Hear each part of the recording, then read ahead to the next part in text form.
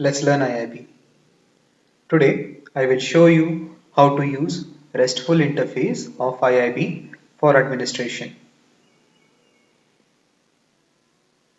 You can read about different endpoints exposed by IIB to list properties, to change properties, so on this website. Link in description. You can change the state of execution group, that is, you can stop them, you can start them, so on.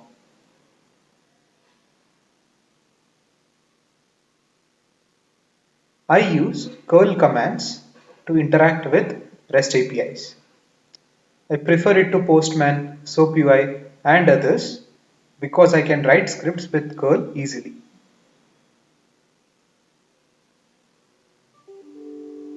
Here is an example API where you get the details of deployed applications in default execution group. Use \character when you want to write commands over multiple lines.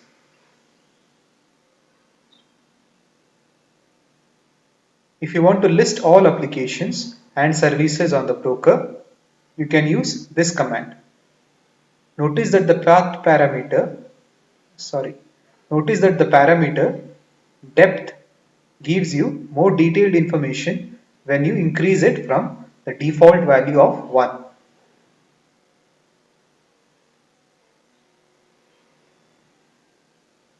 Depth value of 1 returns the name of all the execution groups. Depth value of 2 tells you which execution groups have applications and which have services. Depth value of 3 lists the names of all the services and applications in each EG.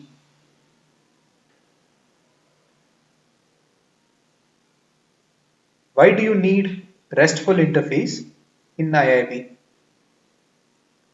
Applying some level of programmability into your interactions with IIB will help you. You will grow tired of clicking on the browser, especially when you have to work on many brokers and many environments. Scripting will make your life easier.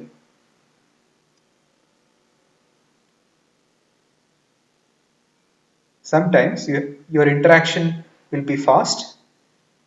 Your query is executed in few seconds. Sometimes you have to wait many minutes for results.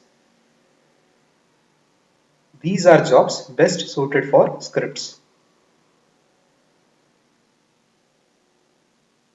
I store daily admin logs of all brokers with these REST API to a folder on my machine. Let me know in comments what RESTful APIs you have used.